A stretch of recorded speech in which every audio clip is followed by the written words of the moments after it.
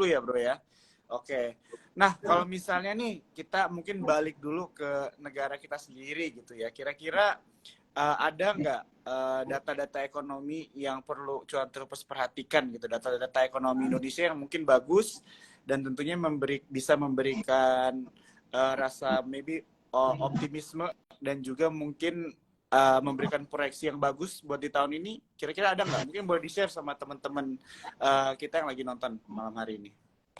Oke, kalau kita bilang data ekonomi Indonesia, kita cukup bersyukur ya, karena memang ekonomi kita itu cukup strong ya di tengah ekonomi global yang melambat gitu.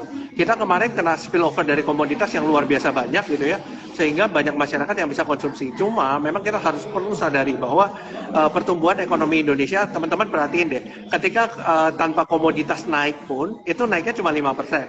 Ketika komoditas naik, juga naik 5%. Nah, pertanyaannya kenapa kan gitu kan? Nah, ini kan yang jadi pertanyaan, kenapa kok bisa? Kita kan lagi jaya-jayanya dengan komoditas, kenapa kok cuma naik 5% kan gitu. Nah, yang perlu kita sadari adalah memang kita punya ekonomi itu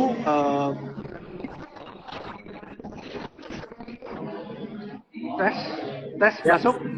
Ya, masuk bro, agak terputus lagi. Masuk tadi. Ya bro Jo? Boleh diulang lagi kali ya? Oke, agak putus-putus di tempat gua soalnya. Iya, Jadi gini, kenapa kok kalau sektor komoditas itu kan harusnya kan meningkatkan ekonomi kita kan? Maksudnya harusnya lebih dari 5%. Nah, kenapa bisa stuck di 5%? Nah, jawabannya adalah begini, Bro Jo.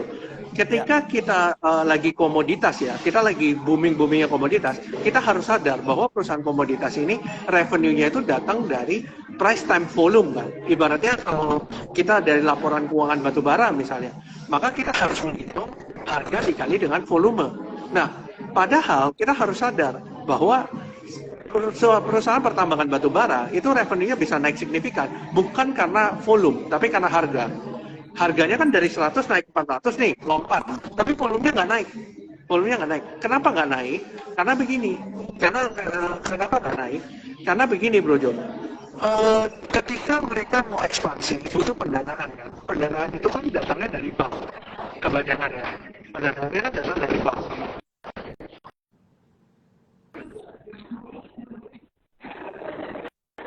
Tes. Ya, udah. Tadi terputus lagi bro ya. Halo. Oke teman-teman Cuan Troopers, kita tunggu dulu ya. Bro Arvin di sana koneksinya kurang bagus. Sorry, ya. Bro. Ya. Bro. Halo. Mungkin lebih jelas sekarang? Ya, sekarang lebih jelas. Ya, udah oke lagi. Oke. Sampai mana Bro Jo? Sorry tadi. Tadi pembahasannya sampai pendanaan dari bank. Oke, jadi gini, sampai pendanaan dari bank ya. Jadi kan kita ngomong komoditas itu kan perusahaan yang bisnis dengan price time volume ya. Artinya ketika price-nya naik, volumenya nggak naik pun tetap naik pendapatannya gitu ya. Pendapatannya tetap naik kan. Nah, masalahnya bank-bank itu nggak bisa nyalurin kredit ke perusahaan yang ibaratnya dirty energy lah. Kita bilang kan ada ESG, ada dirty energy. Nah, mereka nggak bisa salurin karena mereka tidak ESG. Jadi kan banyak bank-bank yang sudah nggak ngasih kredit kan. Dengan mereka nggak ngasih kredit, itu mereka ibaratnya nggak ngasih kredit berarti nggak ada ekspansi. Ketika nggak ada ekspansi berarti nggak ada lonjakan volume.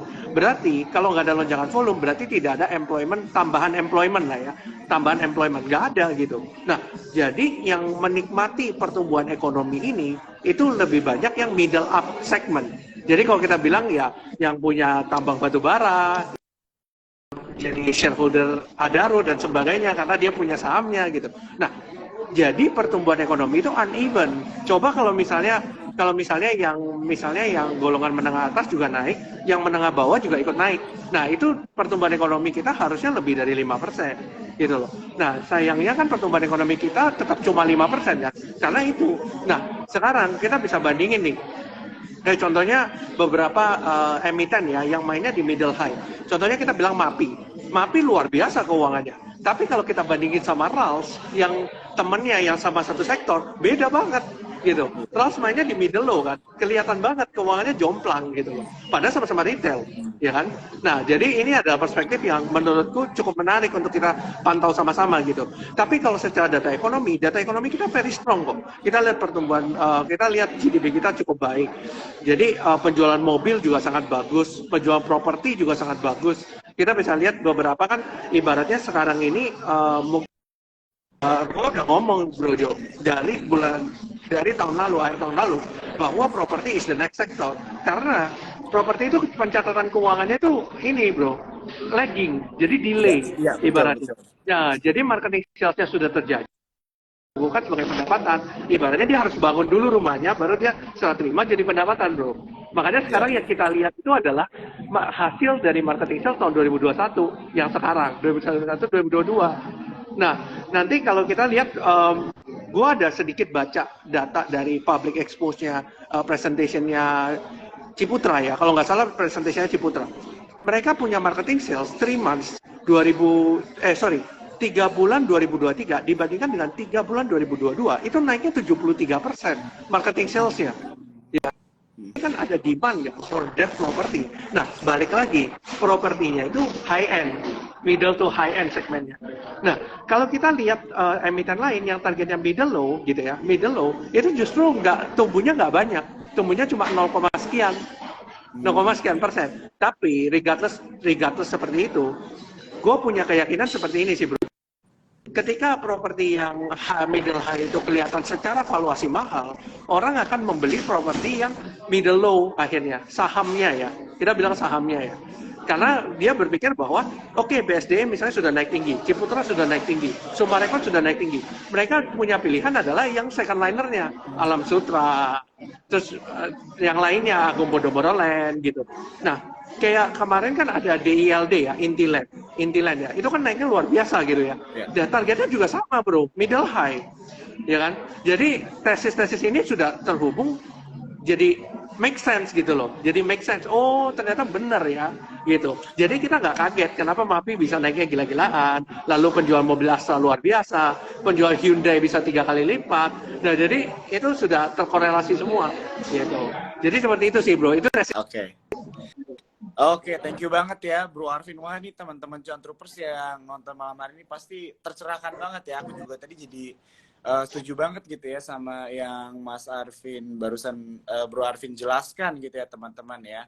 Apalagi melihat proyeksi properti begitu ya. Tadi yang sudah dijelaskan itu cukup menarik ya teman-teman, dan tentunya malam hari ini kita akan langsung ngobrol juga nih sama Mas Afif ya, sebagai project marketing manager nih dari Oase Park ya, langsung dari orang propertinya juga begitu ya. Jadi kita akan ngobrol sama dia. Tapi sebelum aku accept atau enggak request Mas Afif, di sini aku mau ingetin teman-teman kalau misalnya ada pertanyaan ya seputar tentang sektor properti atau enggak tentang perkembangan properti di Indonesia, boleh ya teman-teman tanyakan. Kalau misalnya ada tentang emiten-emiten juga boleh. Nanti kita tanya sama Bro Arvin ya teman-teman ya. Nah di sini juga aku ada di komen yang udah aku pin. Kalau misalnya kalian nggak punya belum punya akun untuk bertransaksi trading atau berinvestasi sama Sukor Sekuritas, kalian bisa buka di form.sukorsekuritas.com ya. Dan juga bisa nih follow Mas Bro Arvin ya. Bro Arvin ini content creator ya bro ya, untuk finance sama investment. Betul. Jadi buat teman-teman juga kalau misalnya mau belajar lebih banyak bisa langsung follow Bro Arvin. Oke, mungkin ini gue langsung aja nih mau accept Mas Afif ya, Oase Park Apartment nih. Coba kita ngobrol-ngobrol. Wah ini ada Mas Bro Handi Rawan juga nih ngirim api nih. Bakaran bro ya, ISG hari ini. Oke, halo Mas Afif. Halo. Halo, selamat malam. Malam. Selamat malam ya Mas. Perkenalkan di sini ada Joe ya, kita pertama kali nih Ajila, dan juga ada Bro Arvin ya di sini ya Mas ya. Halo Mas Arvin. Ya, jadi malam hari ini kita tentunya mau ngobrol-ngobrol begitu ya tentang sesuai topik kita gitu kan, saham atau properti, or why not both begitu ya. Jadi kita mau melihat mungkin market outlook properti itu bagaimana sekarang, apakah properti masih menjadi salah satu pilihan strategi investasi. Nah, ini boleh nih kita sama-sama ngobrol aja dulu kali ya. Mungkin untuk pertanyaan pertama aku mau tanyakan langsung aja ke Mas Afif dulu kali ya. Jadi apakah kenapa real estate atau properti itu masih menjadi pilihan strategi investasi yang menarik nih buat para investor? Mungkin bisa dijelaskan dulu. Oke. Yes. Makasih Mas Zul. Jadi menurutku sih sebenarnya gini ya, tadi kan udah dijelasin juga terkait sama Mas Arvin kalau misalkan kondisi makroekonomi kita kan lagi oke nih.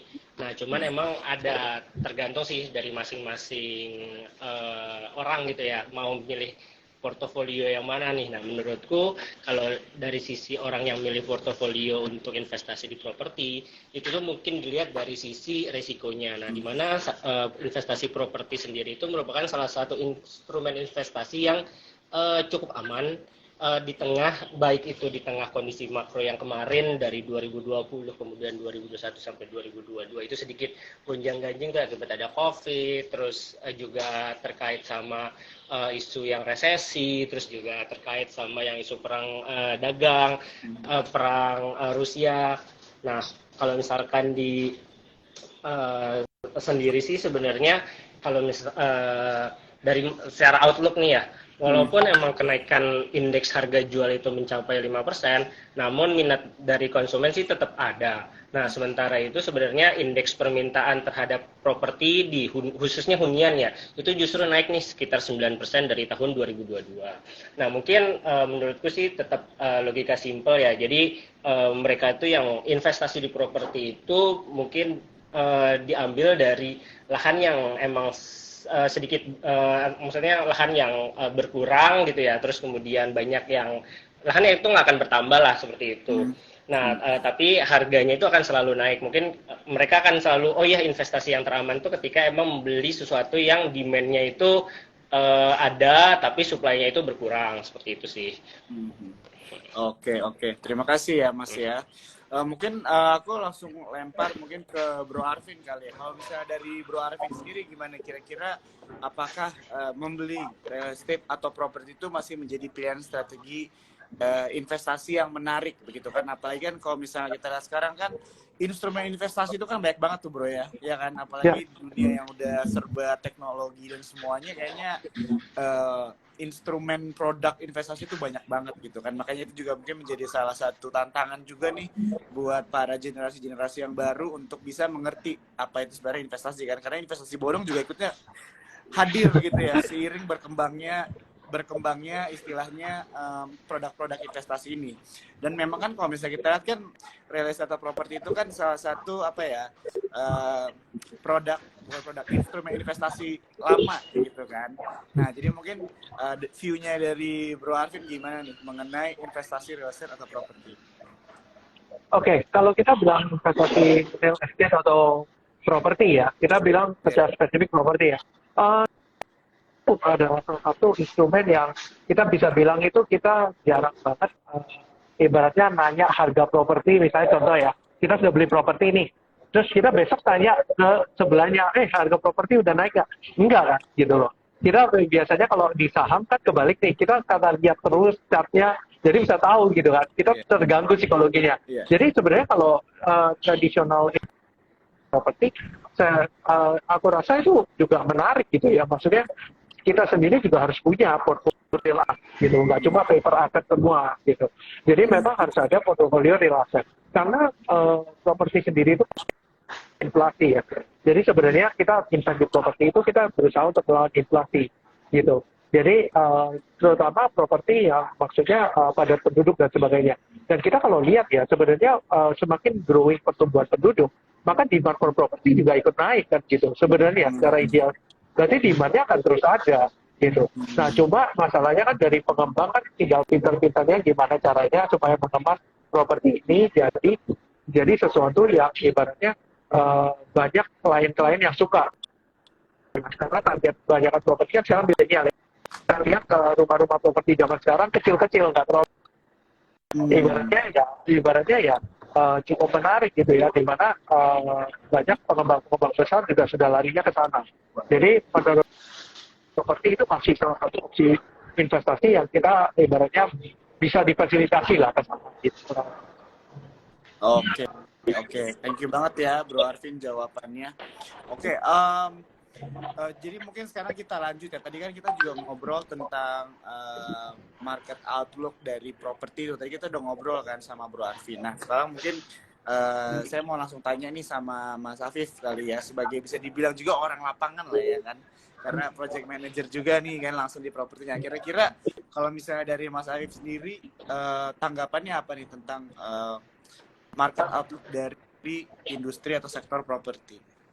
Oke, mungkin aku ngebedain dulu nih antara yang either itu yang retail, kemudian yang office, untuk yang apartemen, sama yang landed nih.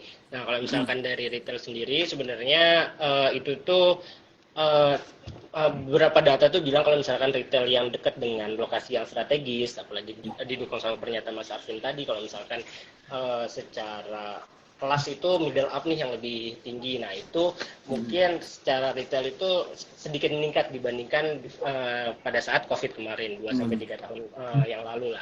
Seperti itu. Nah, untuk sedikit untuk office sendiri, untuk office kan sebenarnya dibagi sama 3 ya. Grade A, grade B, grade C. Di mana kalau misalkan grade A dengan fasilitas yang baik itu lebih menarik nih, tenan-tenan itu justru lebih tertarik terhadap office-office yang emang memiliki grade A dengan aksesibilitas yang baik seperti itu. Nah, untuk kondisi di apartemen sendiri, ya sebenarnya kondisinya itu masih sedikit wait and see nih. Cuman emang ada beberapa project yang kalau kita bilang tuh transit oriented development gitu ya. Jadi hunian yang apartemen yang emang dekat dengan transportasi massal. Nah, itu berdasarkan data dari salah satu lembaga properti itu bilang kalau misalkan kenaikannya itu lebih signifikan dibandingkan dengan properti-properti yang tidak berlokasi di titik-titik transportasi massal seperti itu. Nah, sedangkan untuk landed house tetap cukup stabil sih, karena emang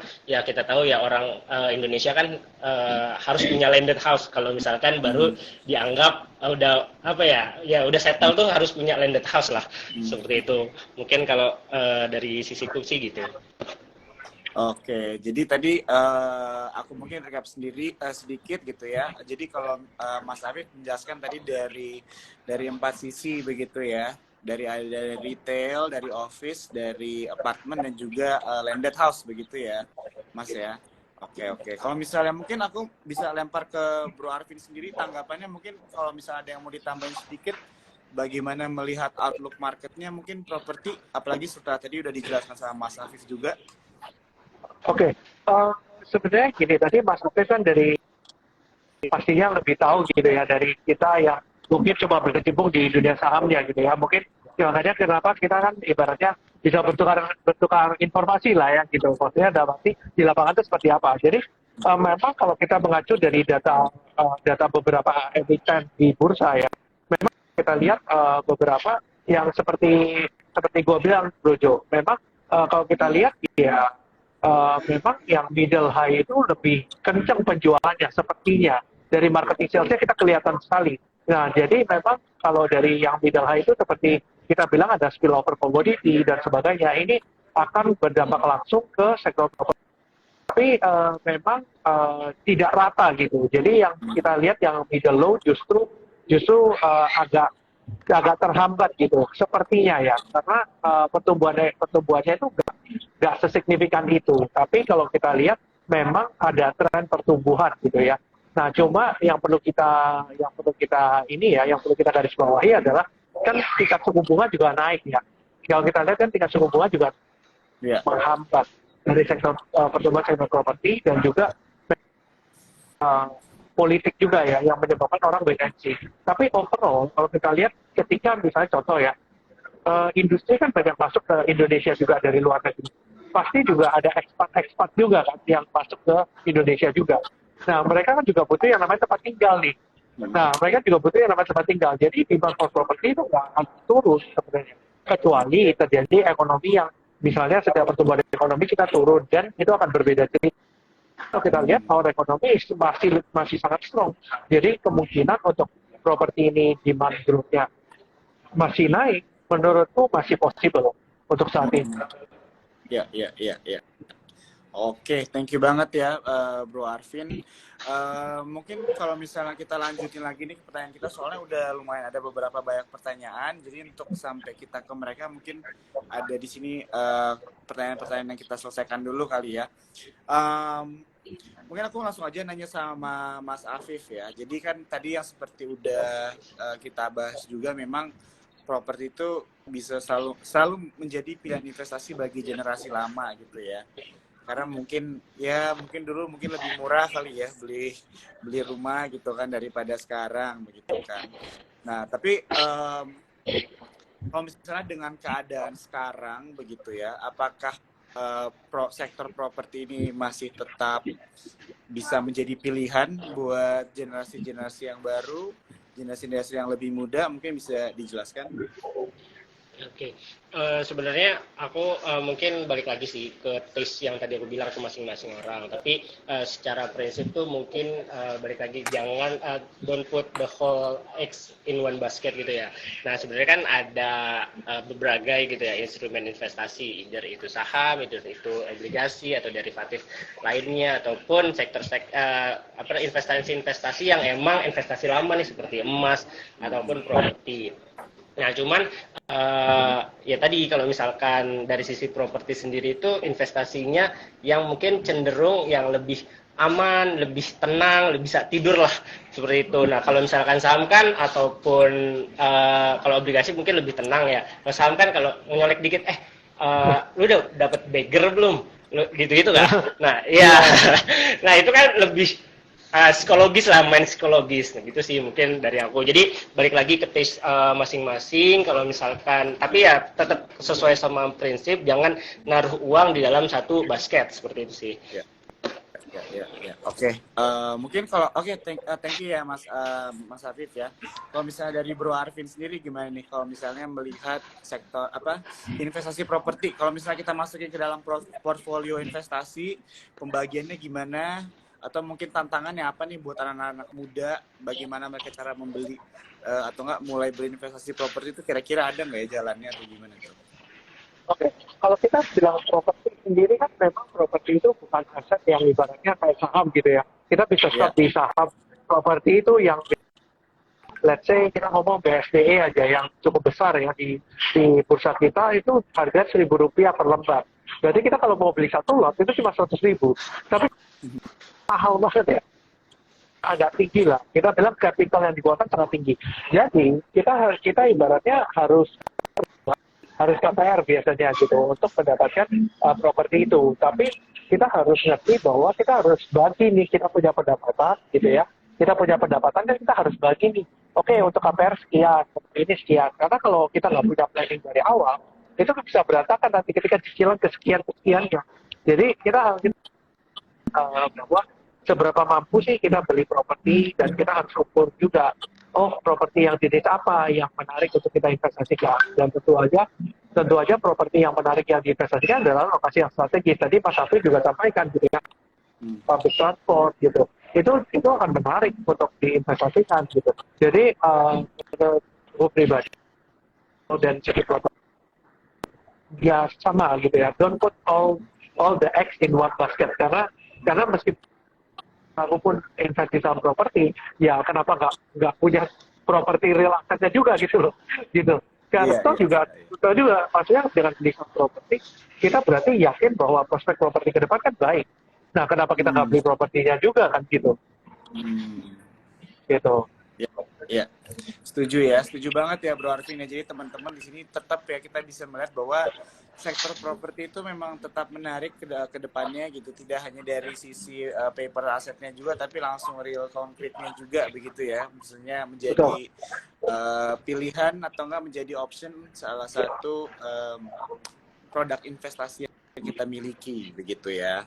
Oke, mungkin aku mau nanya nih sama Mas Afif. Tadi kita udah ngobrol-ngobrol tentang market outlook gitu ya, tentang juga apakah properti masih menarik untuk anak-anak generasi sekarang dan sebagainya. Nah, biasanya kan aku kan mikirnya ya kalau properti atau rumah hunian itu kan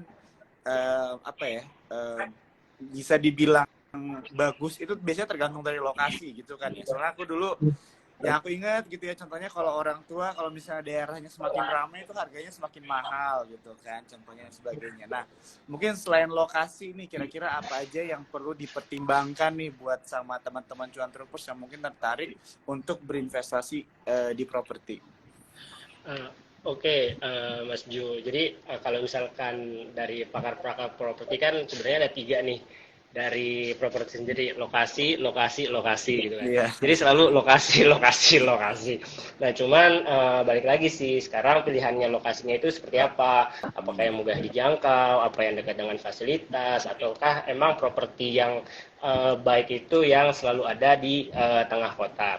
Nah, menurutku sih ya, itu mungkin pertimbangan terbesar dalam membeli properti itu selain lokasi, tapi juga mungkin kedekatan dengan transportasi publik, dimana sekarang kan sebenarnya itu banyak yang shifting ya, jadi orang pada emang mager untuk menggunakan kendaraan, terus dan apalagi kan public transportasi kita tuh pada sekarang ini kan emang udah banyak gitu ya, udah banyak, udah sebagai pilihan, udah terintegrasi, sehingga orang tuh ketika dia ke kantor, ketika dia beraktivitas itu bukan hanya menggunakan kendaraan pribadi. Nah, properti-properti ini nih yang sekarang emang dikatakan tuh lagi seksi, lagi banyak demand-nya. Nah, berdasarkan data Colliers tadi juga kalau kita compare antara yang kalau di Colliers sendiri itu nyebutnya itu transit oriented development konsep itu dia lebih tinggi kenaikannya dari 2019 dibanding 2022 sebesar 10,6% penyerapannya, secara harga juga 10,9% dibandingkan dengan properti-properti yang tidak dekat dengan transportasi publik. Seperti itu sih menurutku, bukan hanya lokasi aja tapi mungkin yang sekarang sedikit shiftingnya tadi kan lokasi mungkin lokasi sama terakhir transportasi publik sih menurutku. Jadi kalau misalkan kita beli properti itu benar-benar harus kita tahu, oh kira-kira kalau misalkan ke Jakarta dia menggunakan transportasi publik apa ya, ketika emang belinya itu di pinggiran Jakarta. Kalau misalkan di tengah Jakarta pun itu harus ada, menurutku sih harus ada transportasi publiknya, either itu dia bisa mendapatkan capital gain-nya terhadap transportasi publik ataupun dari sisi yang bisa disewakan atau dapat yield-nya. Seperti itu sih menurutku. Oke, aku setuju banget ya. Jadi memang benar istilahnya sekarang banyak orang itu mulai banyak, bukan mulai lagi sih, udah banyak yang menggunakan public transportation begitu ya, dan mereka istilahnya kalau dari contohnya kita lihat dari sekitar kita, dari teman-teman kantor saya juga, mereka seneng banget kalau misalnya rumah atau mungkin bahkan kayak even kosan mereka itu dekat gitu ya dengan public transportation. Jadi tentunya ini bisa menjadi perhatian juga nih buat teman-teman ya untuk melihat istilahnya properti kalian atau real estate kalian itu dekat gitu ya dengan transportasi publik begitu ya. Oke, thank you ya Mas Afif ya untuk penjelasannya. Nah ini kita balik ke Bro Arvin ya Bro. Ini kita mau coba hard truth juga nih tentang investasi di properti nih, ya kan? Boleh nggak nih Bro di-share kira-kira keuntungan dan resiko apa yang harus diperhatikan ketika berinvestasi di properti begitu kan? Tadi kita udah bahas tentang market outlook-nya begitu kan, bagaimana menariknya, tapi tetap tentu yang namanya investasi kan ada resiko ya. Dan resiko-resiko ini kan istilahnya kalau kita pelajari dari awal, kita mengerti kan bisa kita mitigasi nih. Mungkin boleh nggak nih Bro di-share kira-kira apa aja tuh resikonya dan juga keuntungannya nih dari berinvestasi properti? Oke, kalau kita bicara soal resiko itu nggak jauh-jauh ya. Kita bilang dari suku bunga, karena memang tadi balik lagi beli properti itu kebanyakan kan pakai ini ya, pakai kredit ya. Kebanyakan berarti kita harus ngerti juga ketika kita masuk itu cycle-nya lagi cycle naik suku bunganya, apalagi cycle turun gitu. Nah itu kan kita harus pertimbangkan juga kan ketika kita investasi properti. Nah terus ada lagi mengenai tadi Mas Afif juga bilang mengenai lokasi dan transportasi umum. Dan kita harus satu lagi yang menurutku penting itu ya adalah ngerti soal developernya ya. Itu penting banget karena gitu ya. Kita tahu ya bahwa beberapa properti itu juga dikelola oleh developer yang ibaratnya tidak terlalu gimana ya, kalau kita bilang itu nggak terlalu rapi secara manajemennya gitu. Dan ada beberapa kan developer yang rapi banget manajemennya gitu. Jadi memang lebih baik mencari yang punya reputasi, lebih baik yang punya brand image baik di masyarakat, dan itu akan menjadi satu nilai plus juga kan. Ibarat kalau kita mau beli properti, kan kalau kita mau jual lagi atau kita mau sewain gitu ya, kita harus ngerti juga apa yang menjadi nilai strong point kita, apa yang menjadi itu dihargai mahal, kenapa gitu. Jadi analisa-analisa seperti itu sangat penting ya. Jadi nggak asal beli, beli properti, let's say di Jakarta gitu ya, tapi lokasinya nggak terlalu bagus gitu, atau developernya juga nggak terlalu baik gitu. Jadi itu akan menjadi memang properti itu kan hanya dua yang bisa didapatkan, yaitu capital gain dan yield sewa. Nah, berarti kita harus ngerti juga ketika yang sewa, apa yang menjadi background point kita, apa yang menyebabkan, sewa aja di lokasi kita bagus gitu. Nah, ya balik lagi, yang jadi strong point on property itu kan lokasi dan public transport itu tadi, gitu. Wah, ini detail ya teman-teman ya. Jadi bisa menjadi perhatian, bisa menjadi insight juga nih, istilahnya resiko apa aja yang bisa kita perhatikan ya teman-teman ya. Kalau di saat kita berinvestasi, tadi yang aku dapati adalah pentingnya untuk mengerti begitu ya, hitung-hitungan suku bunga, dan juga tahu ya developernya siapa, manajemennya siapa ya. Jadi supaya istilahnya maksimal lah ya tujuan-tujuan dari investasi kita. Nah, mungkin kalau dari Mas Afif ada yang bisa ditambahkan sedikit ya nih, langsung dari lapangan nih, kira-kira keuntungannya apa aja nih gitu dari berinvestasi di properti. Oke, mungkin aku sedikit nambahin ya yang terkait sama Mas Arvin tadi, yang terkait resiko. Ada satu tambahan lagi nih, resiko yang memang harus diketahui sama cuan troopers itu dari sisi legal mungkin ya. Dari sisi legal tuh kalau misalkan cuan troopers pingin investasi di properti itu emang harus sedikit memastikan lah, bukan sedikit sih, banyak memastikan terkait sama apakah yang dibeli itu sudah clean and clear sih secara legalnya. Karena banyak nih beberapa kasus gitu ya, ketika dia beli, either itu dia masih beli tanah, terus kemudian dia beli rumah, itu tanahnya itu bisa ada beberapa sertifikat gitu ya, apalagi kan di Indonesia sendiri kan, itu ada beberapa sertifikat. Nah itu udah tuh pasti main klaim-klaiman dan lain sebagainya. Ataupun kalau misalkan dari sisi yang emang belum clear, menurutku sih mendingan kita coba beralih ke properti lainnya atau ke instrumen investasi lainnya.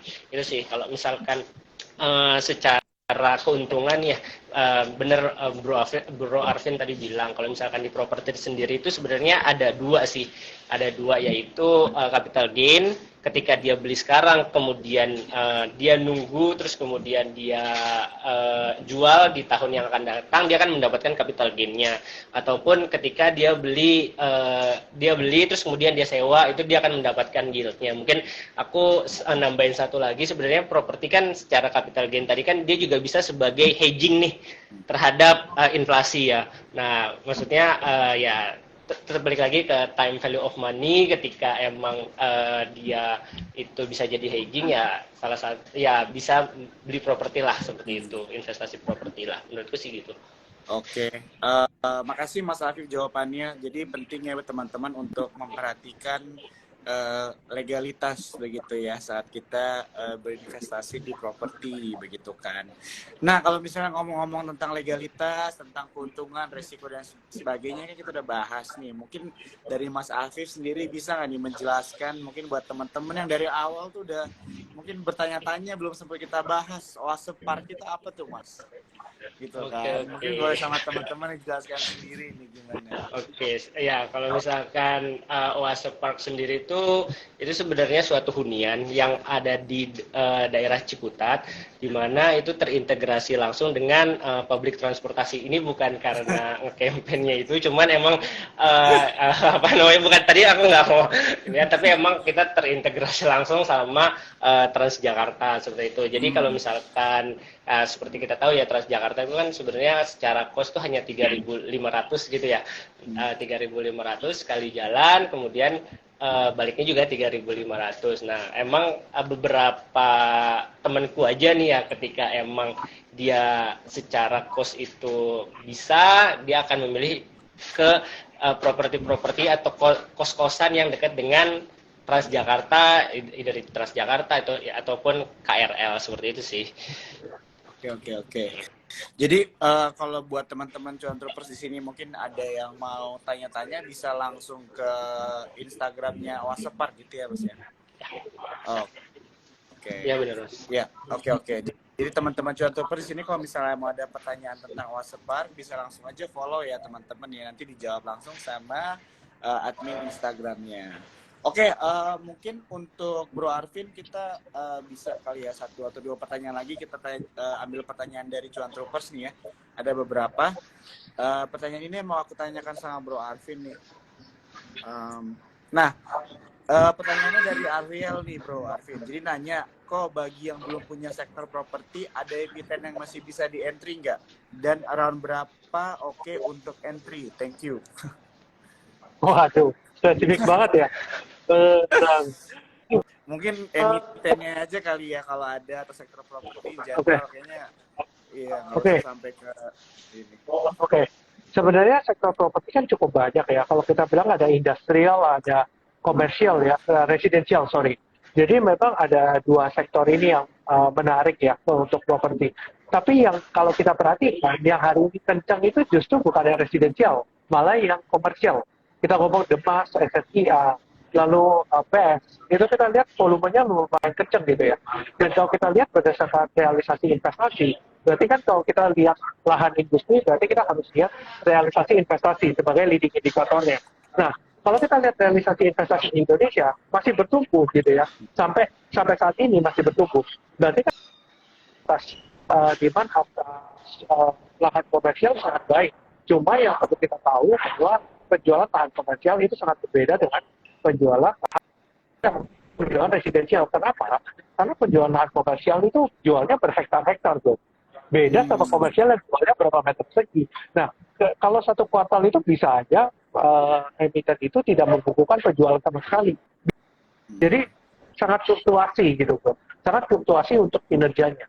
Nah, berarti kita yang di properti komersial, tapi yang satu valuasinya tentu aja murah gitu ya. Yang kedua, memang pas kuartal 1 itu lagi buruk keuangannya. Jadi ketika keluar kuartal 2-nya, kemungkinan kan ada penjualan yang terjadi kan. Ketika terjadi penjualan, berarti net profitnya akan naik dibandingkan dengan kuartal 1. Jadi itu akan menarik sih untuk kita perhatikan sama-sama.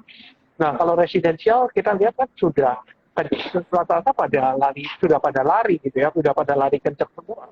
Nah, kalau mau ambil ya mungkin ambil yang lebih ke second liner-nya ya, yang mana yang tadi kita cerita Bro Jo. Yang mid low itu ketinggalan dibandingkan dengan yang mid high. Kita bilang BSDE, Sumarekon, Ciputra udah lari duluan. Tapi Alam Sutra, lalu yang teman-teman yang modern land itu masih ketinggalan gitu. Padahal mereka juga membukukan revenue yang lumayan gitu. Itu sih Bro Jo. Oke, thank you ya Bro Arvin. Tadi yang nanya udah dijawab ya, Riel sama Bro Arvin yang cukup jelas banget. Tadi ada yang nanya di sini, ini di live IG live-nya di save atau enggak? Ini IG live-nya di save ya teman-teman, bisa cek di Sukor Sekuritas di feed-nya. Jadi kalau misalnya teman-teman yang ketinggalan dan sebagainya bisa nonton ya dari awal. Oke, mungkin aku mau nanya 1 pertanyaan lagi nih buat Mas Afif ya. Ini pertanyaannya seputar tentang pembelian properti, begitu Mas. Jadi ada yang nanya kira-kira untuk membeli properti itu apa saja yang harus disiapkan? Mungkin secara dokumen kah, apa aja yang dibutuhkan, atau mungkin biaya-biaya apa aja tuh kira-kira yang muncul saat mau dilakukan pembelian properti? Oke. Thank you Mas Jo. Mungkin secara ini dulu baru nanti secara biaya gitu ya. Secara dokumen sih sebenarnya balik lagi sih, itu kalau biasanya kalau beli properti itu pasti terbagi sama 3 cara bayar gitu ya. Either itu langsung cash keras, dia langsung bayar secara kontan gitu ya. Terus kemudian dia ada installment juga secara cicilan, dan yang ketiga itu pasti menggunakan mortgage atau KPR gitu ya. Nah, mungkin emang yang sisi yang paling ribet itu KPR, karena dia harus mengumpulkan KTP, NPWP, terus kemudian slip gaji, surat keterangan kerja, dan lain sebagainya. Nah, untuk yang hardcase sendiri atau cicilan ke developer sendiri, sebenarnya dia hanya membutuhkan dokumen simple sih, seperti KTP, NPWP, dan lain KTP, NPWP, ataupun slip gaji aja, seperti itu. Nah, sebenarnya kalau misalkan dari sisi biaya, yang jelas kan ketika kita mesen properti untuk ke developer gitu ya, pasti harus mengeluarkan sebuah tanda jadi atau booking fee lah. Seperti itu. Nah, kemudian ada juga developer-developer yang emang dia itu menggratiskan DP-nya. Walaupun secara kan kita punya LTV kepada bank itu 95% ya. Nah, makanya DP-nya itu biasanya di 5%. Tapi ada beberapa developer nih, itu yang emang dia menggratiskan DP-nya. Nah, itu mungkin bisa teman-teman cuan troopers tuh mungkin merayu marketingnya supaya bisa dapat promo free DP, karena emang banyak sih developer yang emang dia menggratiskan DP-nya. Kemudian juga yang kedua itu mungkin dia membayar, kalau misalkan yang KPA dia membayar biaya akadnya, kan secara bank dia akan membayar biaya akadnya, ataupun mungkin itu aja sih yang harus dibayar. Nah, mungkin sekalian promo nih, Boleh. di Oasis Park sendiri itu ada free DP-nya. Oh, ada ya. Ya. Berarti nggak perlu dirayu-rayu, langsung aja Oh ya. bisa dapat ya. Oke. Untuk cuan troopers pasti langsung dapat. Oke. Ini tinggal 1 menit lagi. Aku mau bilang thank you dulu nih sama Mas Afif ya buat waktunya, dan juga Bro Arvin ya. Thank you banget buat waktunya. Berharap kita kedepannya bisa ngobrol-ngobrol lagi nih tentang sektor properti. Mungkin kita bisa langsung masuk lebih dalam ke beberapa klasifikasi dari rumah hunian dan sebagainya gitu ya, lebih dalam, karena teman-teman pasti akan appreciate banget. Di sini aku juga mau mengingatkan, di sini IG Live-nya di save ya teman-teman. Jadi kalau misalnya ada yang ketinggalan dan sebagainya, kalian bisa langsung aja cek di IG Sukor Sekuritas. Dan juga jangan lupa follow, di sini ada Bro Arvin, dan juga tentunya kalau misalnya ada pertanyaan seputar tentang properti bisa langsung ke Oasis Park begitu ya di IG-nya. Oke, mungkin aku mau pamit dulu. Sekali lagi terima kasih buat teman-teman Cuan Troopers yang udah nonton. Makasih Bro Arvin, Mas Afif, sampai kita ketemu lagi di waktu-waktu kedepannya. Makasih ya Mas ya. Makasih Bro. Thank you. Pamit ya. Oke.